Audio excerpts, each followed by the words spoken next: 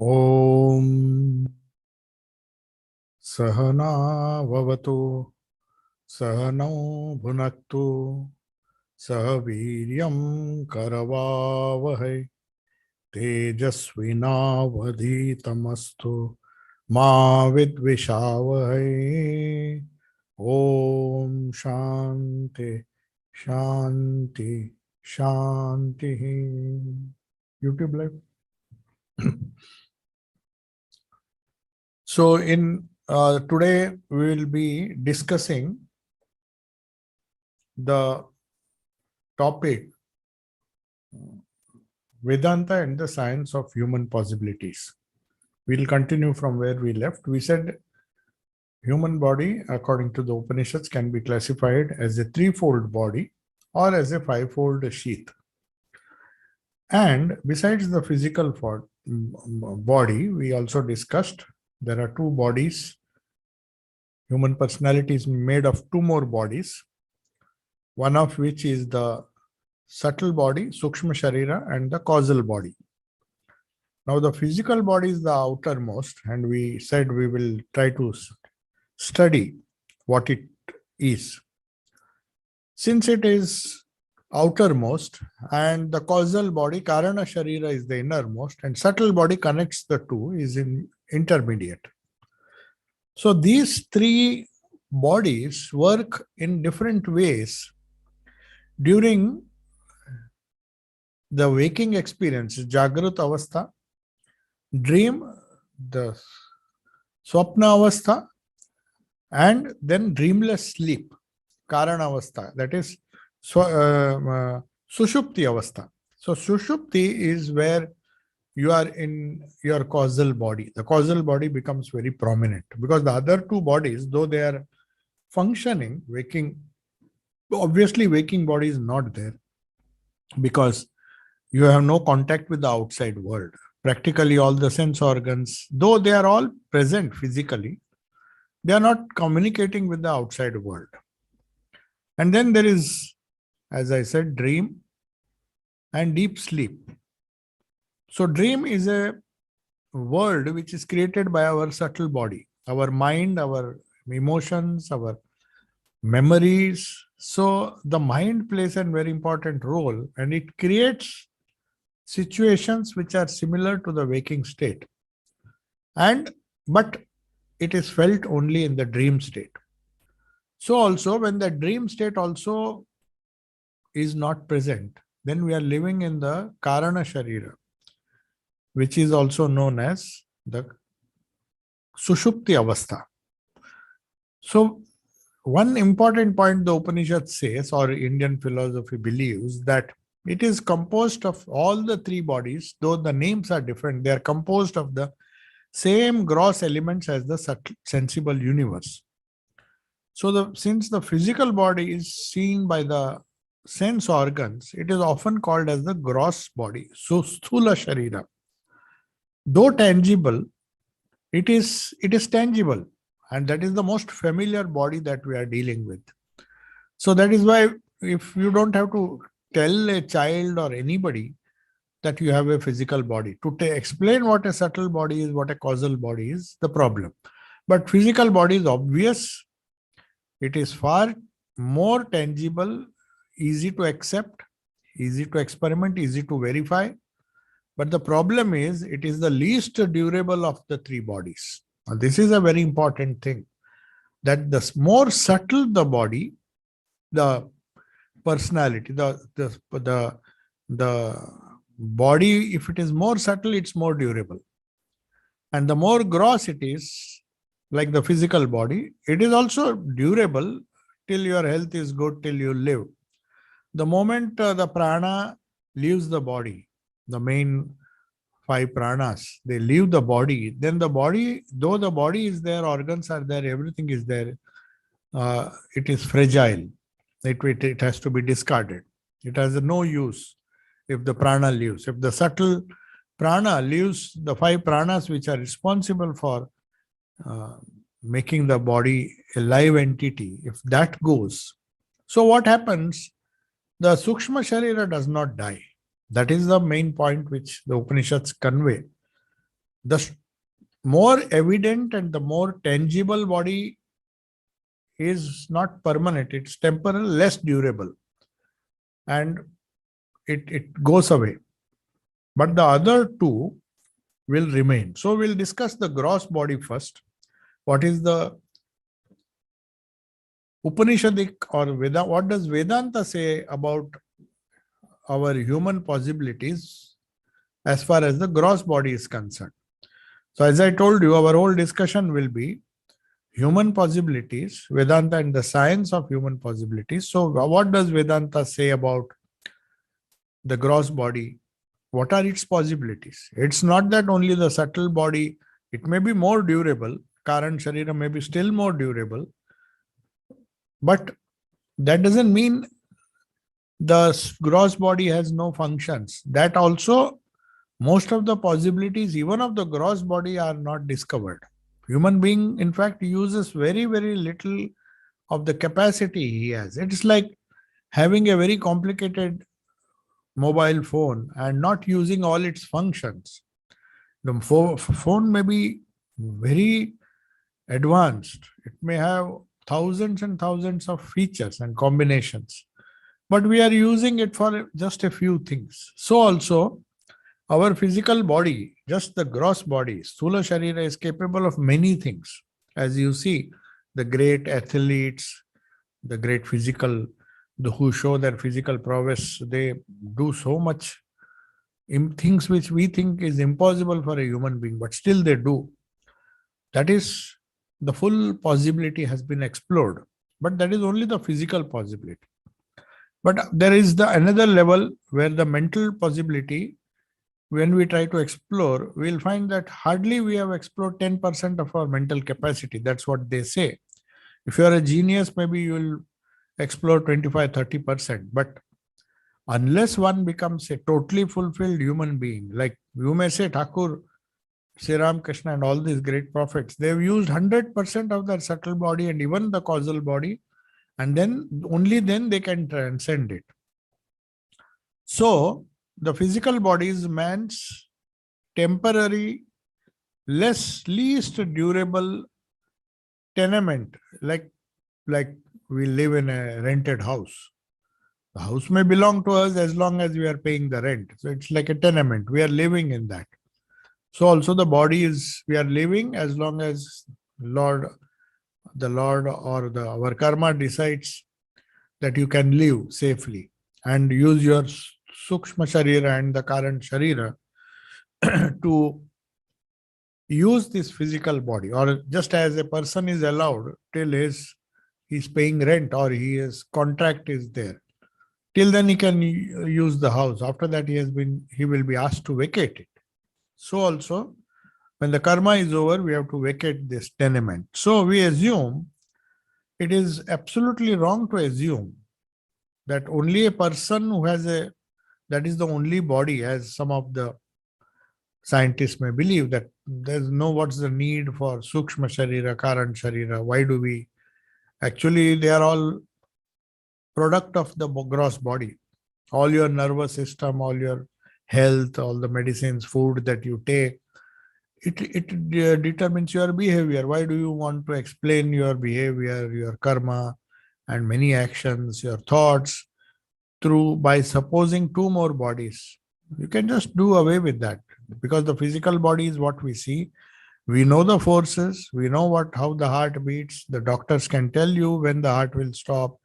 They can give you they may not guarantee anything in the body, but at least they can tell you whether your health is good, whether your digestion, your circulation, everything is fine.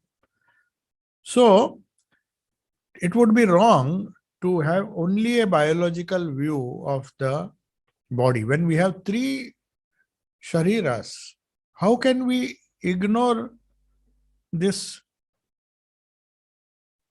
body? How can we ignore the other two bodies? But let us first start with the gross body. So the first thing which we discussed last time was an individual, when he leaves the body, as I said, when the prana leaves the Annamaya Kosha, or the Sthula Sharira, it becomes capable for reincarnation, to have another body in another. But he retains the same subtle and causal body throughout his journey. That is a very, very, very important point.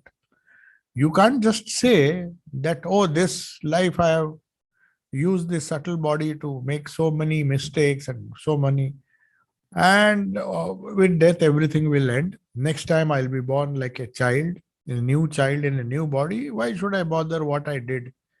I might have committed so many crimes or did something bad, but I start with a clean slate. That's from a biological point of view. Every child starts with a clean slate, but Upanishad says no. He retains, that soul retains the same subtle and the causal body all along till he is liberated and becomes one with the Lord, with Brahman. So, being identified with the physical body, more or less, the individual soul, the Atma, who is the experiencer within, somebody inside us experiences this world, isn't it? We see the experience. It may change. Your experience may not be the same as mine. Each one of us has a different experience, but we all experience. So, who is that experiencer? So, he experiences the external universe, and this experience is his waking state. The experience with which he interacts with the outside world is his waking state. So, the physical body is that aspect of our personality, human personality, which has three layers, which interact with the world, and then it experiences the external universe. This happens only in the waking state. Because when he dreams, when his waking state is shut off from him, he is dreaming, then you will feel that the physical body recedes, as it were.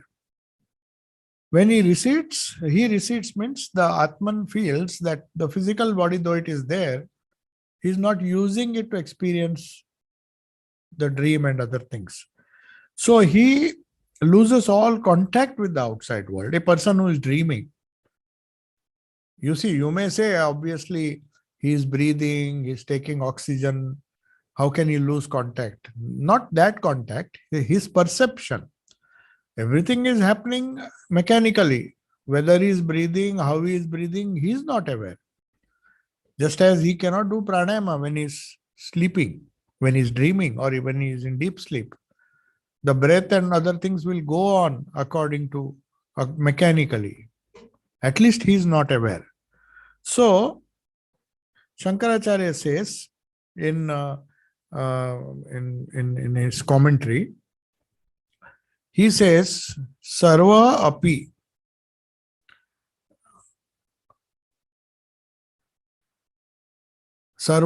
bhi samsarah purushasya yadashrayah vidhi deham idam sthulam grahavat griha medhinaha. Griha medhinaha means to a householder, just as a house is to a householder. Sarvaha means all, dealing with the external world of a human being, of a human personality. You are understood that in one sense. It is just like a householder living in a house. Sulam, this deha, is nothing than a jada. It is like a house. You don't say a house is living. It is living people who are living in the house. Otherwise, it is, for all practical purposes, it is dead. You may say it is my house and you may have love for it, attachment for it. But after all, it's a house. So also the body is just, Shankaracharya says, this body is like a house to the householder on which rests the man's entire dealing with the external world. When he has to deal with the external world, he needs a body. That's why they say even for sadhana, you need the body. Till you overcome the body consciousness, body is necessary and it helps you to deal with the world. Just as the physical body serves as the medium of our waking experience, so does the subtle body, which is simultaneously doing it. It will serve as the medium of dream experience. And the causal body, the Karana Sharira, which is still subtle, it is alive and fully aware during the deep sleep phase of the human personality. So the five organs of perception. Now, this is how it has been classified. Now, let us come back to the gross body. There are five organs of perception. Panchendriya, Pancha Gyanendriya. That is the ears, the skin, touch, eyes, with which you can see, the tongue and the nose. Now, these are the five Gyanendriyas. Gyanendriya means organs through which we get all our knowledge. So they are like different windows or different functions of the house in which we are living. You enter through one door, you open window to see through a window, then there are other outlets or inlets through which you communicate with the external world. For all practical purposes, the house, it may be a compact unit, but it is not closed. You can interact with the world. You can come out whenever you want. You can go in. So that is just these organs. And then there are karmendriyas, with which the body moves, the body does many things. The organ of speech, with which we speak. We see certain things, we hear through our ears, and we smell through the nose. And through the tongue we can taste. But the organ of speech, the hands, the feet, the organs of evacuation and procreation. These are the five functions which are known as karmendriya. So when we are dealing with the physical body, these sense organs come into function. They are not present when you are dreaming. In dream you may see things, but you are not seeing with the gross eye. You are seeing, even a blind person can dream if he has some experience, some samskaras of the past. A blind person may dream that he is seeing a beautiful universe, an imaginary universe.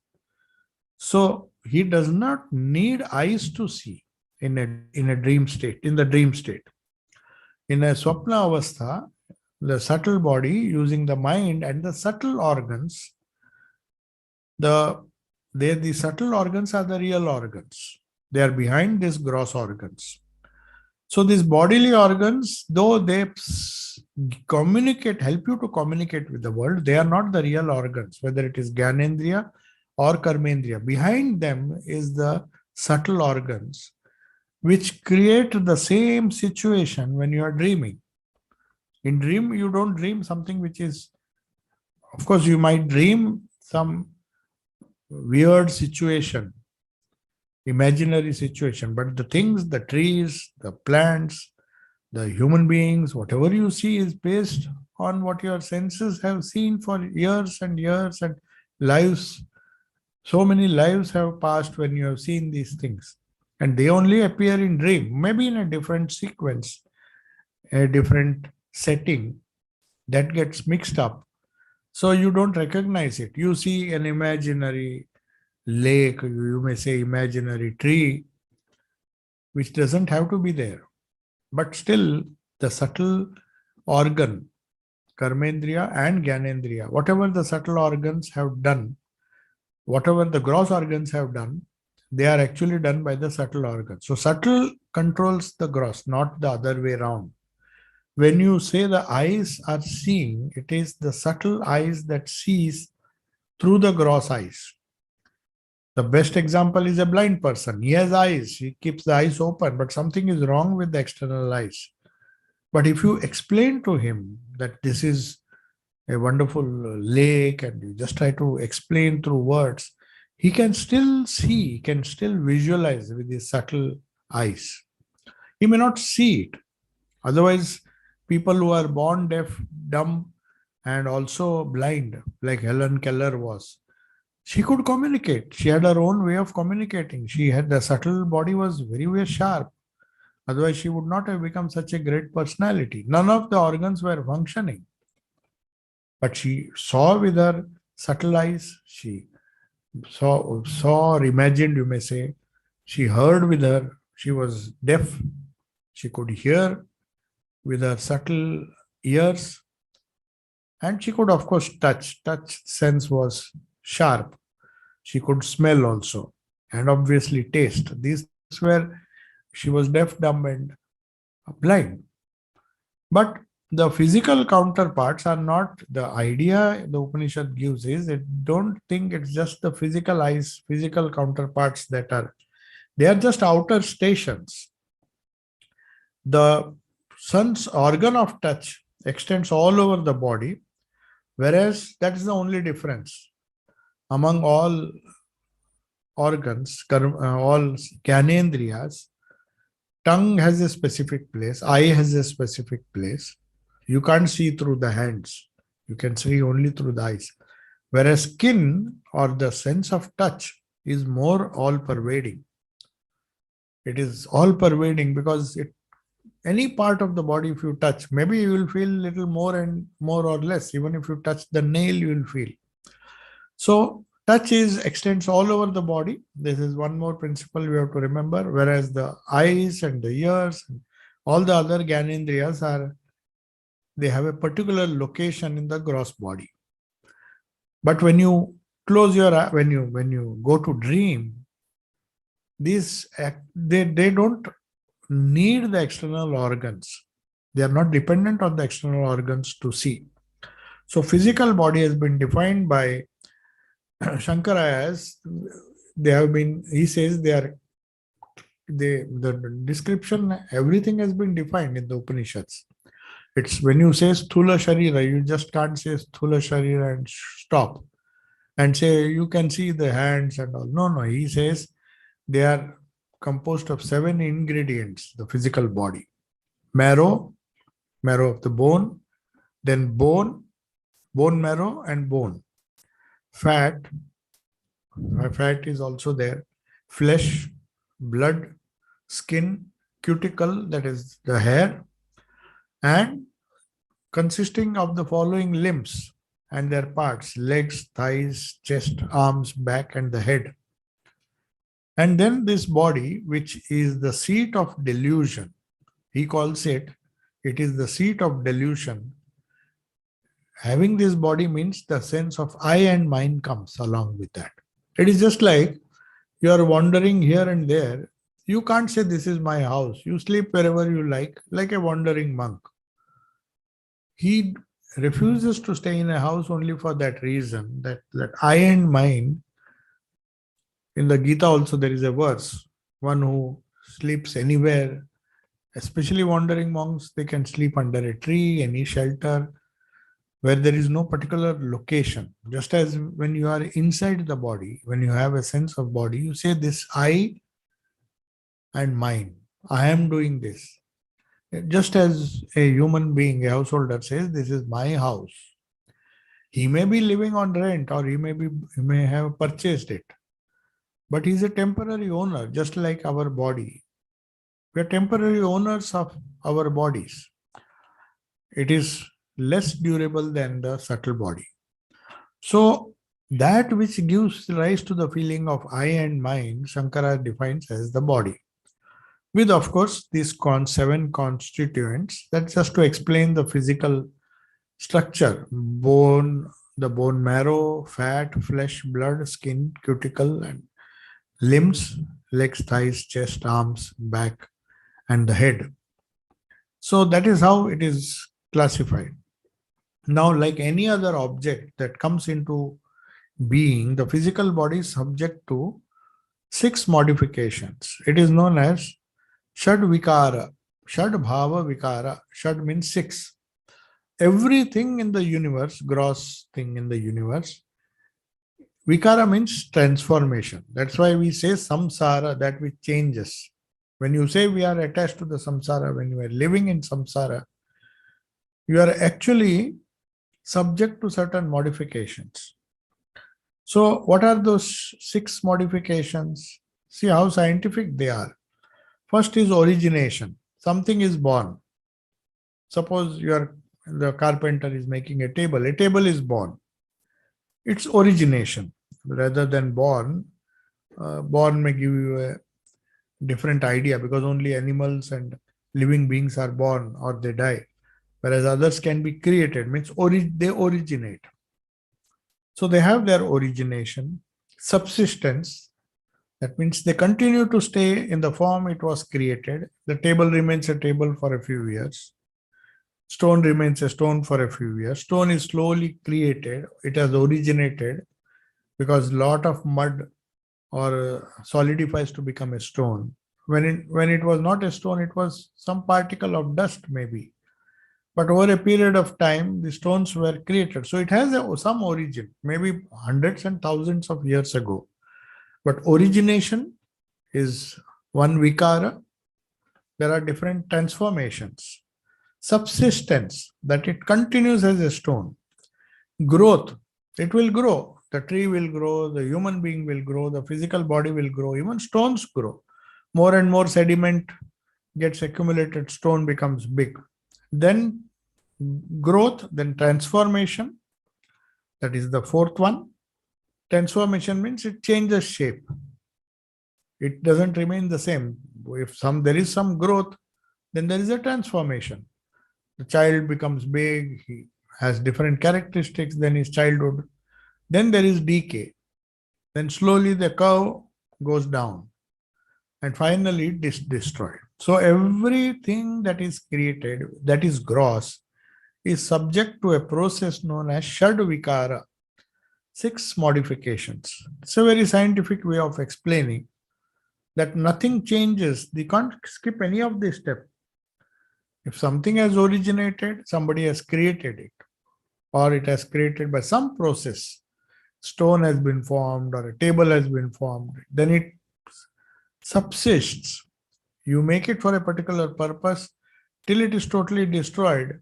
The last stage, the 6th stage, it grows, it can be modified, it transforms, it can decay, and finally, once you get old, you will die.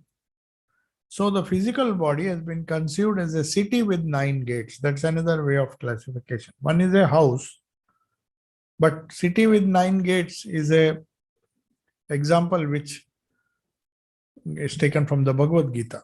It is, but it's there in the Upanishad also. So how does it compare with a body? Can be compared as a city with 9 gates, where the ruler is the Atman, the self. The gates are the different orifices in the body as we listed them. And the ruler is distinct. All the gates, all the sense organs, they are either things will come in through that or things will be thrown out of that. When you are looking in or you are looking out, you use the eyes. But the Atman is the witness of everything. Whatever comes in, just like a gate. The ruler sits inside. He sees people coming in, people going out through the different doors. So there are 9 gates according to, that is the example that is given. And ruler is responsible for administering the city. The Atman also decides what all things you will see, what all things you will hear. So you are the ruler of your kingdom. Your city is ruled by you. So you can't blame others. Oh, somebody has come. If somebody has come through the gate, it's your duty to appoint a watchman to stop it. So you can't blame everything. The city has 9 gates, whether you keep the gates open, keep it closed, open it whenever you like, close it whenever you like. All these things is like controlling the gates. So Atman is responsible, the self is within, the ruler is responsible for the direction and coordination of the different gates of the body, functions of the body, and the organs. Organs are like these different gates. So they say these are 9 gates. And then he gives another example. The Upanishad says, just as a city collapses when its ruler decides to run away. Sometimes when somebody attacks, the ruler says, I am no longer able to control the city. That is death. Because the ruler is no longer there. He decides for some reason to go away. and the gates are open, and then it is subject to all these things. So the body gets corrupted after death because the Atman, as the ruler, has gone. As long as the ruler is inside, the body is healthy. The body may not be healthy, but the city is somehow surviving. But once the ruler leaves, the city is exposed to decay, death, and disintegration. So the Kathopanishad 2:1 says, he says there is a city. There the classification is slightly different. There is a city with 11 gates belonging to the unborn one of unwavering consciousness. He is a ruler, but he has a city with 11 gates. I'll tell you why it is different. He who meditates, because ear and nose, nostrils, we have one mouth, but ears are two.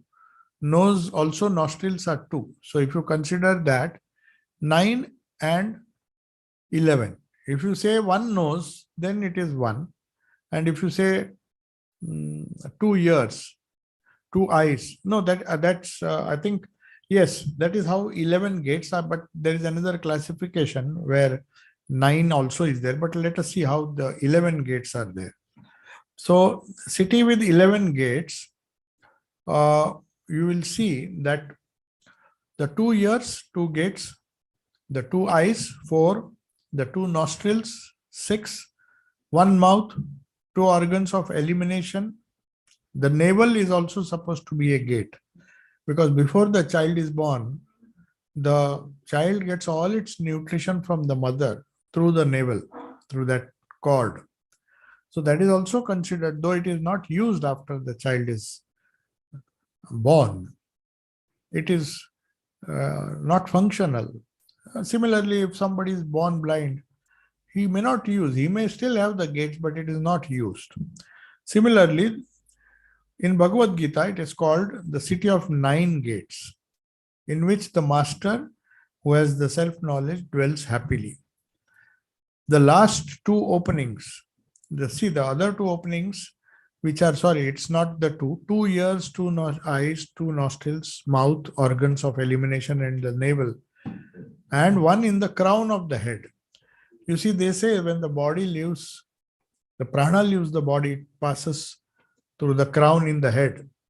So they say there is an opening there. So that is the Upanishadic way of classification. So these 2 extra is, one is the navel and another is the crown of the head. If you remove these 2, then the Bhagavad Gita classification of 9 gates can be enumerated. So the material position now is that there is no other consciousness. Its consciousness comes because the body is living. That is the Western idea of consciousness. And the bodily process gives rise to consciousness. I breathe, I do eat, then I become conscious. If I don't eat, if slowly I give up food, then I become weaker and weaker, my consciousness. That is how the Westerners or the materialists will say, what is their consciousness is a product of our interaction with the world. We take in a lot of food, we take in breath, fresh air, but that is not tenable, because the fundamental question regarding the origin and development of a living organism is not answered. How can it come? How can it may be physically born, but why it is born with so many characteristics? Why is somebody born blind? What unifies, what is that unifying factor which makes all this function, all these systems function properly in one individual and not function properly in another individual? In another individual, it may not function properly. So they grow according to a certain pattern. To explain that, you need the subtle body or the causal body. Surely, if all these material elements are put together, the parents cannot give rise to a child who has the same characteristics as the parent. The child may be different. So they just putting together some materials, as the biologists would think, would give it some kind of consciousness, some kind of plan, or some kind of purpose for his life, his or her life, the child's life, that is not determined that way. You see a lot of discrepancy. The parents may plan something that the child should be a sportsman, but he will turn out to be something else. So it's not that if you assemble the materials with the same genes and give birth to a child, it will have all the characteristics of the parents. Some characteristics physical may be shared, but purposive, there is each jiva or each atma has a purpose of his or her own. So that that makes it necessary to assume that he is bringing something from a previous life or previous lives. That consciousness doesn't come just because of the parents. He has his own consciousness, own purpose. That purposiveness implies that there is some deeper consciousness. It's not just biological consciousness. The very existence of a living organism presupposes some kind of consciousness, explicit or implicit, as its guiding principle. So it may not be very clear, this purposiveness. A child is born, you don't normally understand what is the purpose of this child. You can't judge, or you finally will see when the child dies, when it grows and fulfills its life purpose. It may be totally different than what you had planned. So it may be explicit. Like in some cases, they say Rama was born. He was born, the purpose was fixed. That's possible in the case of some avatars. Krishna was born to destroy all these different people according to their karma. So that purposiveness is not very evident when the child is born. So explicitly or implicitly, we cannot attribute the purposiveness of a human being when it is born. It may be born, you may think the child is born to be a king, but he may not become a king at all. So that which fashions the material form, it develops, it animates and recognizes, interacts with the world, must be something different. That which sees all these things, takes decisions, makes choices, develops into a different individual, it must be something different from the physical body. So it's not like a machine that you make a car and it will work exactly like other cars. There must be something inside the body, inside the physical body, which gives it a uniqueness, changes its purpose as the child grows. So that purpose was found when the Upanishads say there is a luminous, a non-material self. This is the first time they said if everything is material, then there is a lot of predictability in our the child. The child is born of carpenter, so he will become a carpenter. It's not like that. It may be at lower levels, you may say that a tiger's offspring will be a tiger. It will be a tiger, but its characteristics will still be different. In human beings, the purposiveness changes a lot, whereas in animals you don't see. So you think everything works in a biological fashion. So Sage Kapila, who is the founder of the Sankhya system, he said the building of this body, he is also comparing the body to a house, which is the seat of experience, is due to the presence of the indwelling experiencer. Otherwise, its decomposition would result. This is something important. Kapila said, if the Purusha is not there, Prakriti will simply disintegrate. That animated Purusha does not allow it to decompose. It is decomposing. Not that our body will remain the same, it is transforming. But finally, if the animating principle is not removed, the body will last. Maybe it will become old. It will become very, very old. The body would undergo transformation at the age of 120 also. You will see people living, somehow surviving and even functioning. But at the same time, you can't expect that once the experiencer leaves the body, it becomes totally useless. It has to be thrown. It gets disintegrated. So, the building of the body, the seat of experience, is due to the presence of the indwelling experiencer. That is what Sankhya says. Means without Purusha, there cannot be anything living. It will simply decompose. It will just become an inanimate. So, every individual, if he regards himself or herself as a body, then we will come to a strange philosophy which was prevailing in those days. They are known as Charvakas. They are like the modern day materialists. So they were the ancient day materialists were known as Charvakas. They maintained, like the materialists of the modern time, that the very body is the self. And the consciousness is derived from the body. They explained the origin of consciousness by an illustration. They were also very strong in their argument. They said that, they used a very crude example, but it is very powerful. They said, from where does the intoxicating influence of the liquor come? They use rice, molasses, of course, anything that ferments. We can make a drink, we can make liquor out of it. So they say the liquor was not in the rice, but when you ferment it, suddenly the liquor becomes active, and that same rice, the molasses, which would be harmless, gives rise to some kind of, it makes you tipsy. It can cause a different effect on the body and your nervous system. Drinking can change your behavior. So it's just like that. They said, even though you don't see consciousness in the body, a process takes place where the child slowly develops that consciousness, like the liquor becoming stronger and stronger as it ferments more and more. So they said it's just a mechanical process. He becomes more conscious. Child is inactive.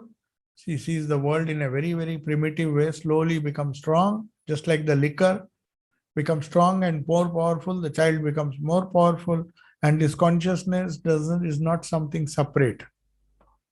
As compared to Sankhya, they opposed. They said Sankhyaans are fools. It is what is there to explain. It is just giving this example. They say it is just consciousness comes by the different permutations and combinations of the body. Then they say that such manifestations like consciousness as knowledge, willpower, memory are not noticeable anywhere else. Do you say that a stone has a willpower or stone has a memory? They just say that, can you see knowledge? It doesn't exist. So only because in physical body you can show that you have willpower. In physical body you can say that you have memory.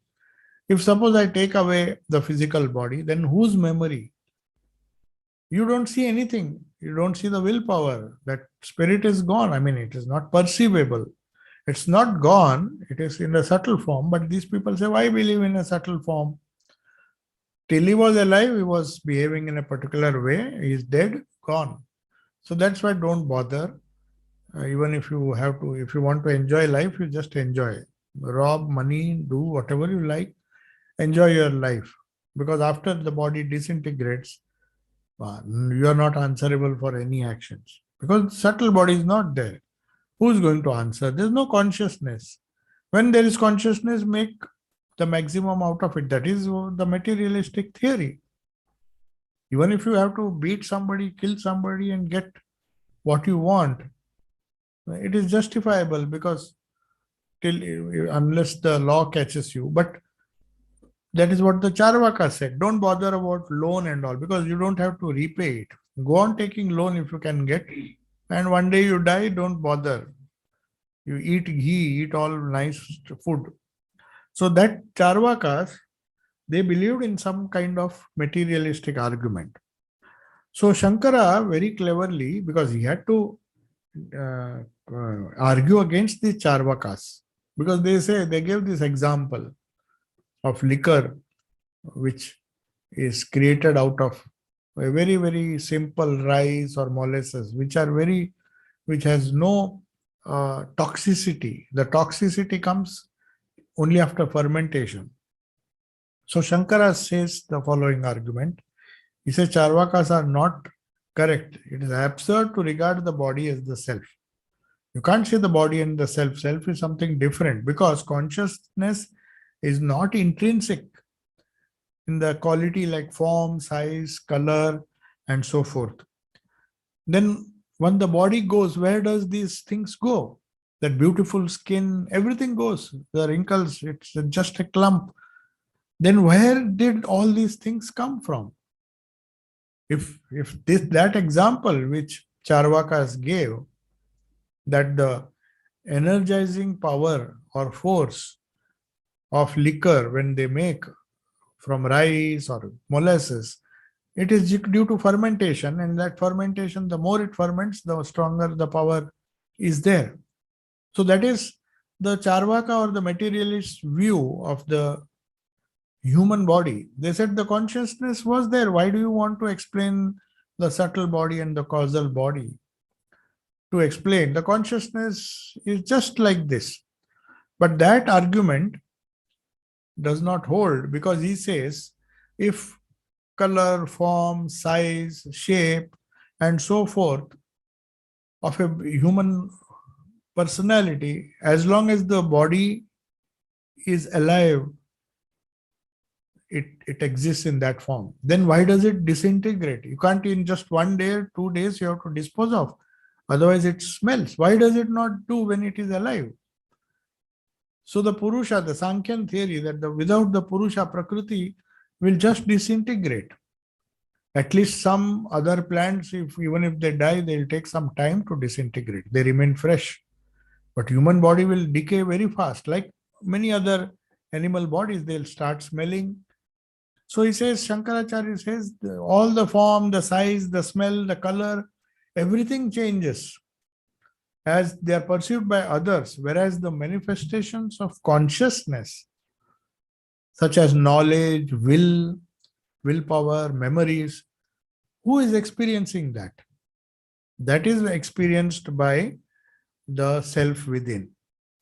So then the question is asked, Shankaracharya has just refuted the materialists who are known as Charvakas.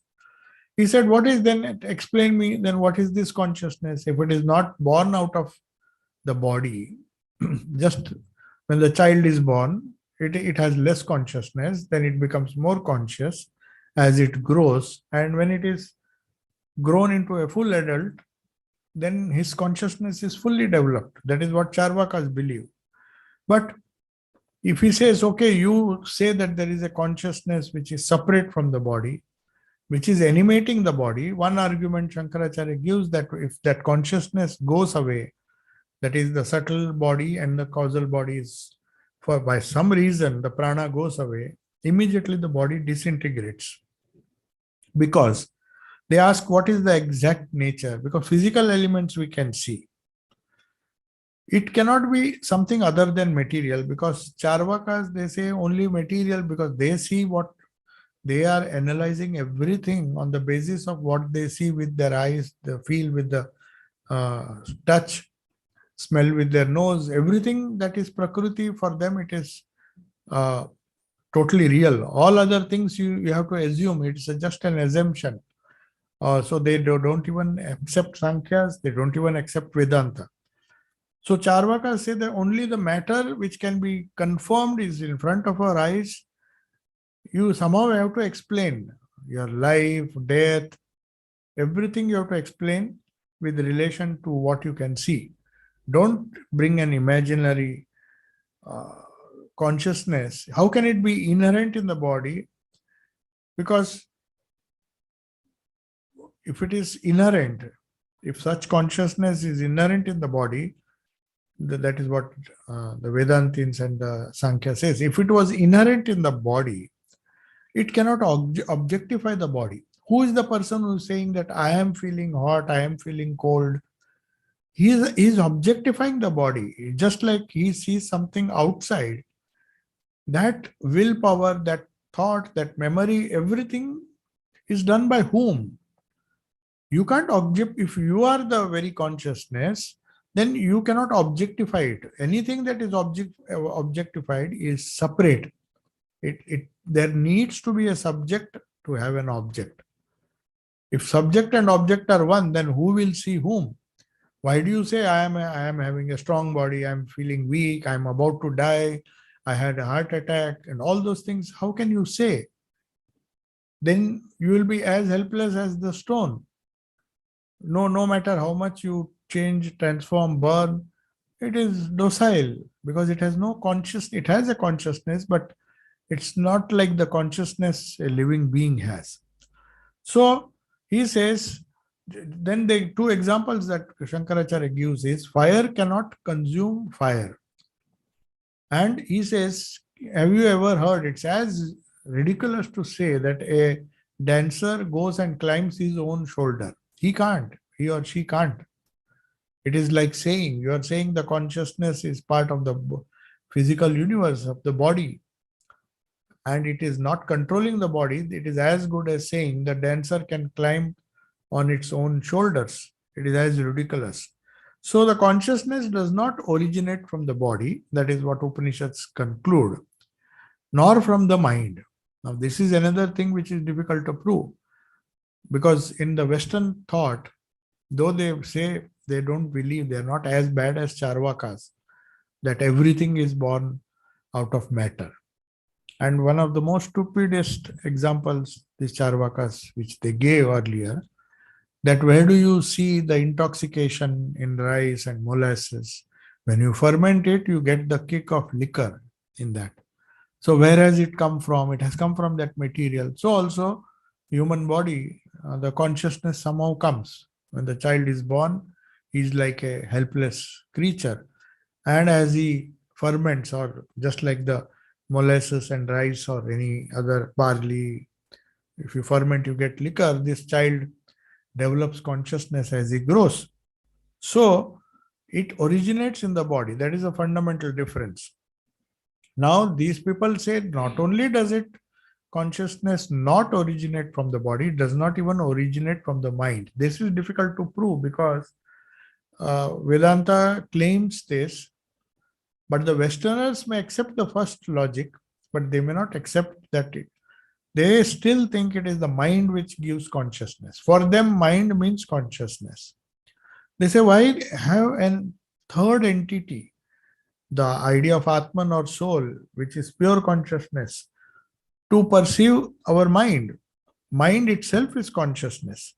So the plain truth is that the insentient material elements, which is Charvaka's argument, cannot produce consciousness, because which is self-luminous and is of a contrary nature.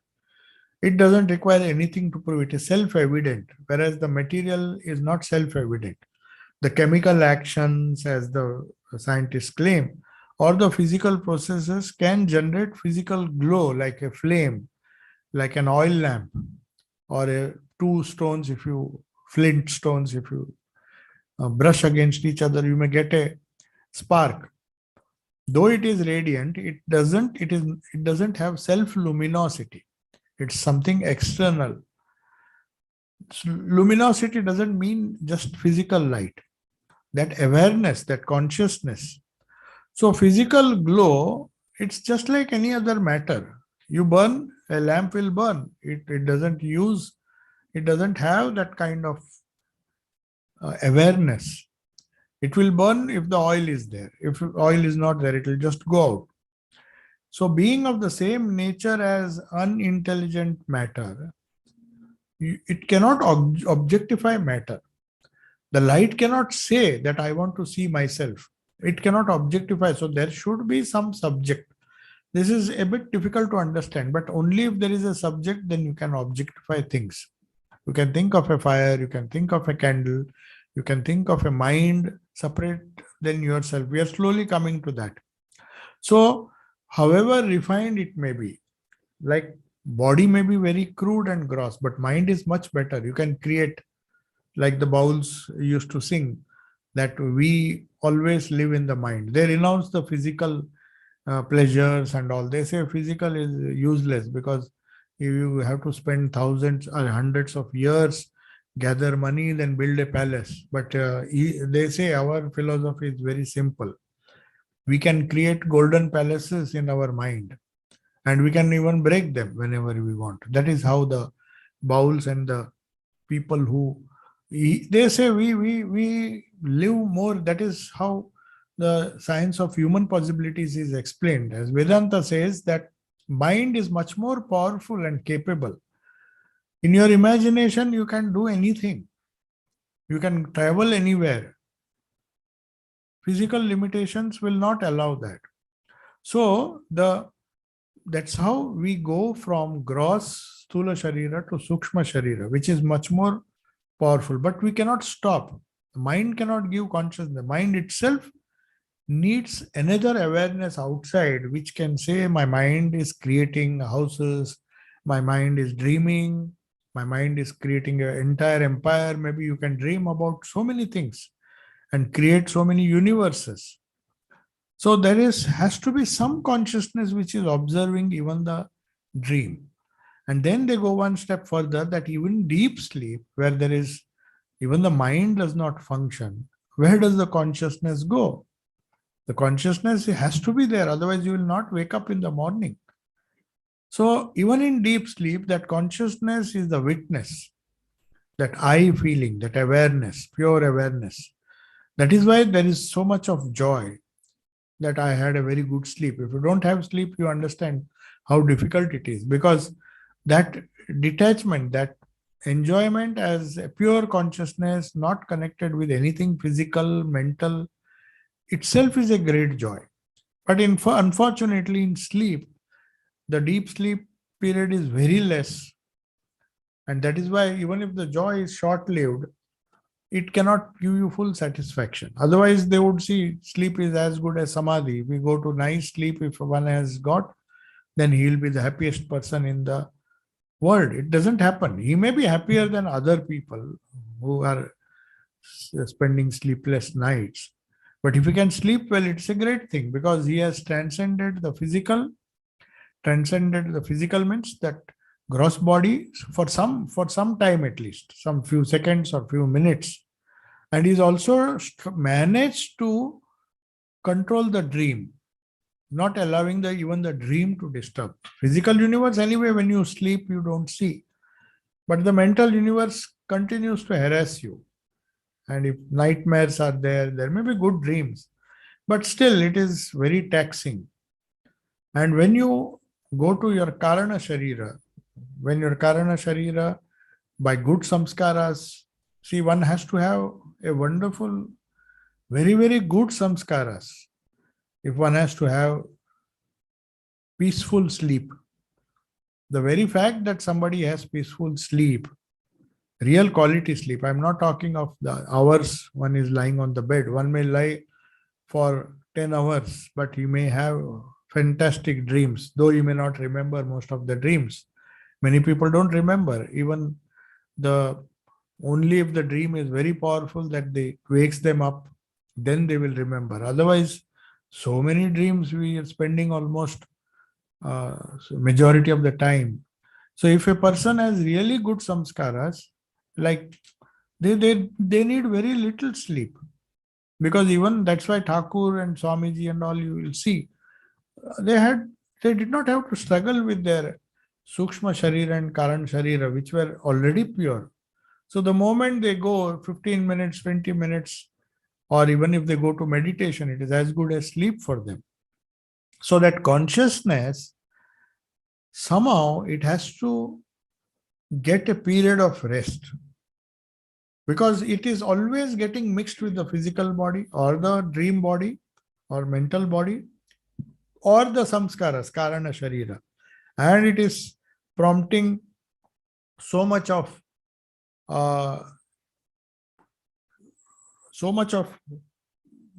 you may say uncertainty and disturbance. So I'll finally conclude. I think we have a few minutes. Why this consciousness? What exactly happened when you do sadhana? Whether you do mantra, whether you do prayers, everything is designed in such a way that your consciousness, the human possibilities, go from physical to subtle, from subtle to causal, and from causal you go to the state which is known as Turiya. Now, how does it happen? To put it in brief, the more you gross you are, the more the sense organs will be disturbing you, the more there is uncertainty. Now we come to the mental level, as Shankaracharya says, even that is not pure awareness. A very, very disturbed and a constantly thinking mind can be as painful or as disturbing as a restless body.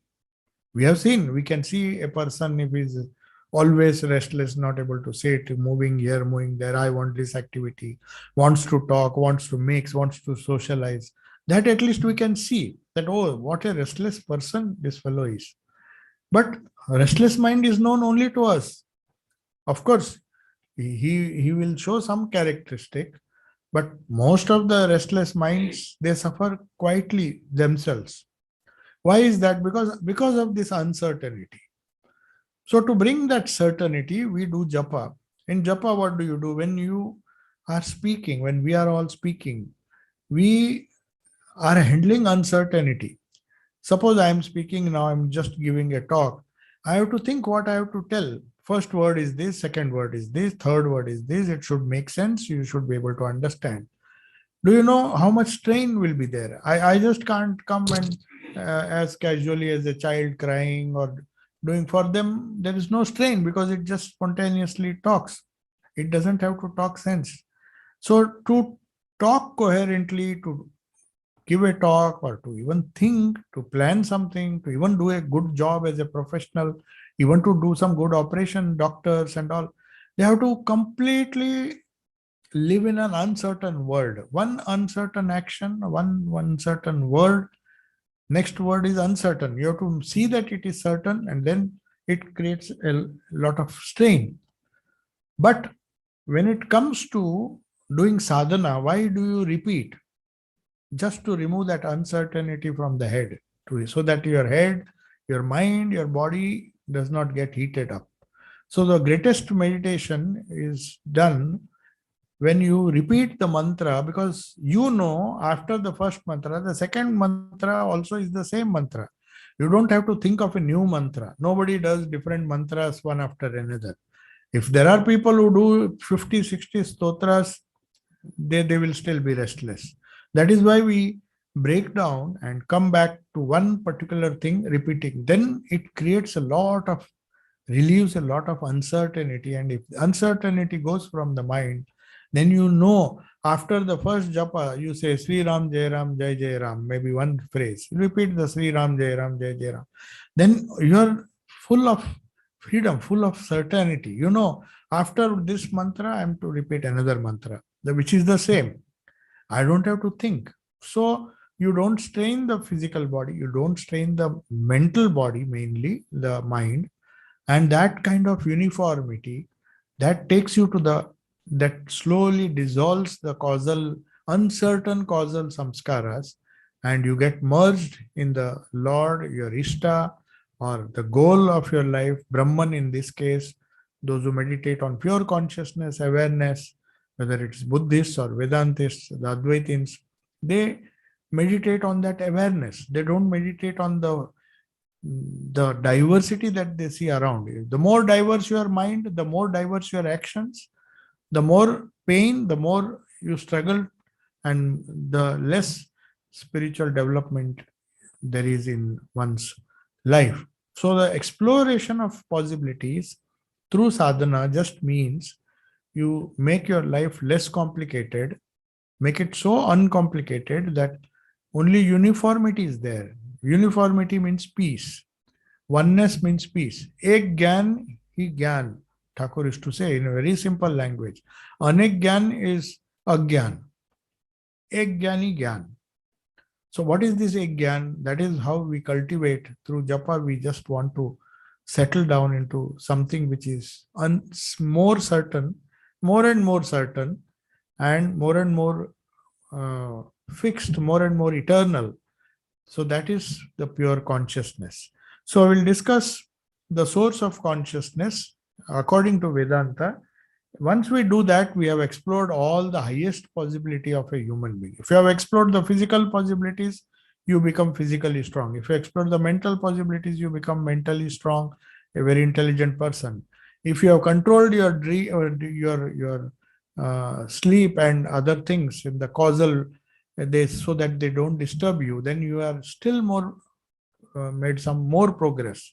So that is how you evolve and explore all the possibilities. And when we explore the nature of consciousness, according to Upanishad, that gives you the highest possibility that you can explore. So Vedanta is the science of human possibilities, is to explore the possibility of the pure consciousness, which alone will give you peace.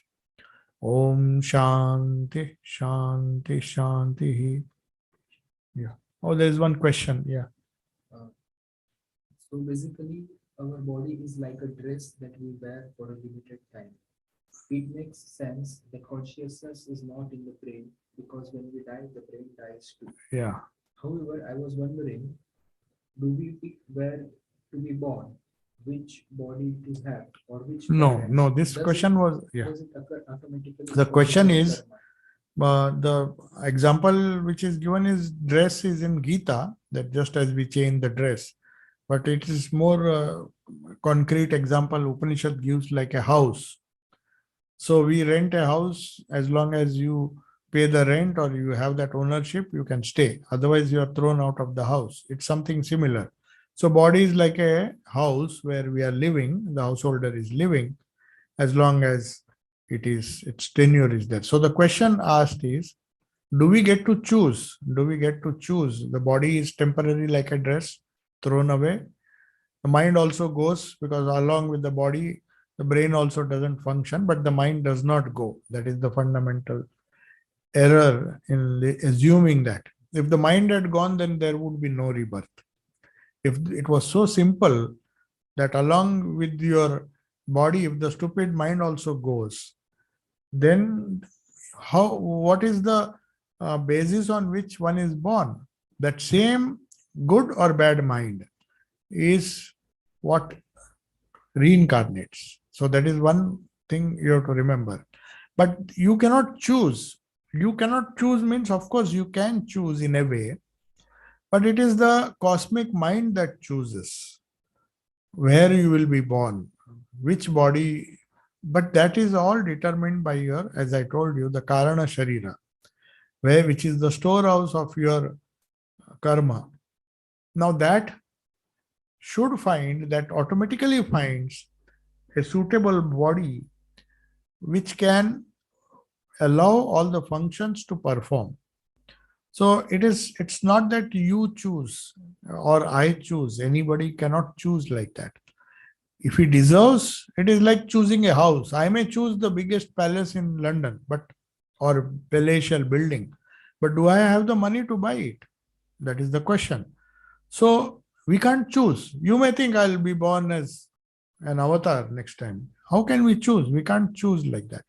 So one will be born according to the karma. So it is also, you may say, it is fate. You may call it is destiny. But what choice we have then? We have the choice to how to live this life. So that choice we have got. So Arjuna also asks, if I die when I'm doing sadhana, then what will happen? Will I be born? No, he said you will be born in a noble family. If you have done good, if you have done good work, if you have done good sadhana, nothing will be lost. That much is sure. Nothing will be lost. So if you want to choose a healthy atmosphere to be born in, where you can continue your sadhana, then you have to do sadhana. That is in our hand. That way we can choose.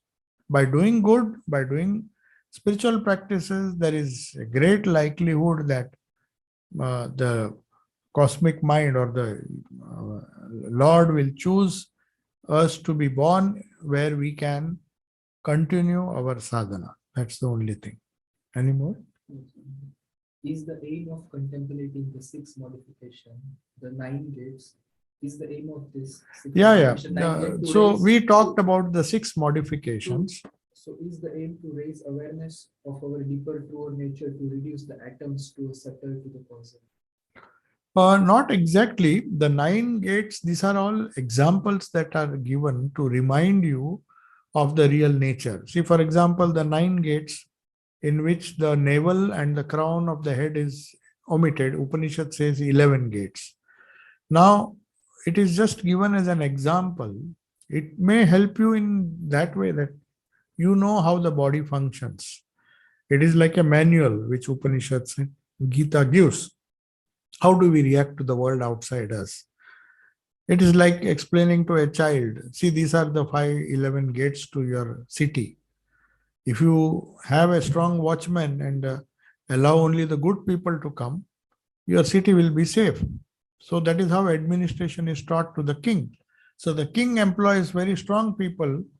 It is something similar to that. That will help us in analyzing what are the things which we should allow inside. The five senses, Karmendriya, Gyanendriya and Karmendriya. These are the 9, 10 gates and 11 because the navel is the inlet through which the mother gives nourishment to the child before it is born. So that has also been taken because those 9 months which the child gets its nourishment and everything from the mother is a very significant period in the child's life. Otherwise, it will not live all the nutrition.